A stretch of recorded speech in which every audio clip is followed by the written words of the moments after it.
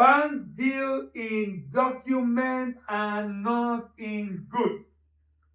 This is the reason why a bank can receive documents and the good is defective at the port and the customer cannot stop the bank from doing, because the bank has an obligation to act based on documents. And the customer actually has a way to prevent that from happening by doing what is called pre-shipment inspection.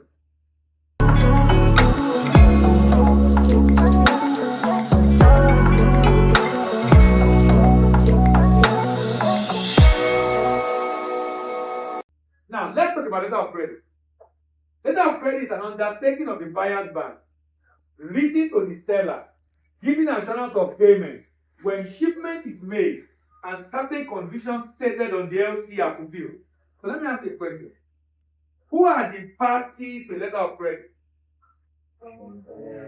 Who are the obligating parties to letter of credit? Who is talking? Who is talking? Who is talking? Okay, yeah, go ahead. Importer, eh? You receiving bank. So how many people? Issuing for Let's go by definition.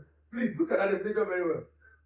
Letter of credit is an undertaking of the buyer's bank, giving to the seller, giving assurance of payment when shipment is made and certain conditions stated on the LC are fulfilled. Who are the obligating parties in the letter of credit?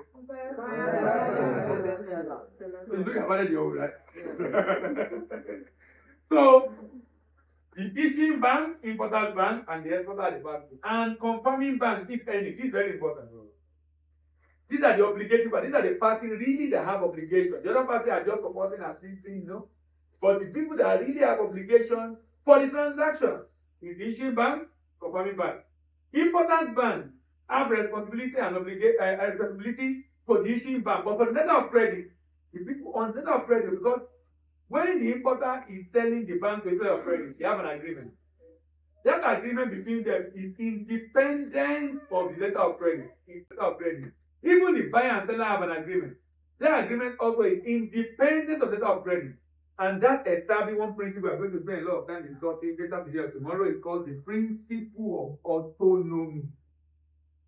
The principle of autonomy. The principle of autonomy is a very important principle, and the court in a number of cases have had to upheld the judgment based on that because of how important it is to ensure that letter of credit is autonomous and not encumbered by any agreement around it. So that the lifeblood of trade, as some judges have put letter of credit, is not blocked because someone gets a court injunction to be able to stop a payment, which is why judges are very careful in giving injunctions to stop payment on a letter of credit transaction unless they are able to prove that there is a fraud. It's the most widely used trade finance instrument in the world and it's been used for several hundreds of years. It's considered as highly effective way for banks to transact and finance export and import trade. It's an instrument through which a bank furnishes credit in place of customers' credit. The bank plays an intermediary role to help complete the transaction. Banks deal in document and not in goods. We're going to also discuss a lot about this in the course of this conversation today. Banks deal in document and not in goods. This is the reason why a bank can receive documents and the good is defective at the port and the customer cannot stop the bank from doing, because the bank has an obligation to act based on documents.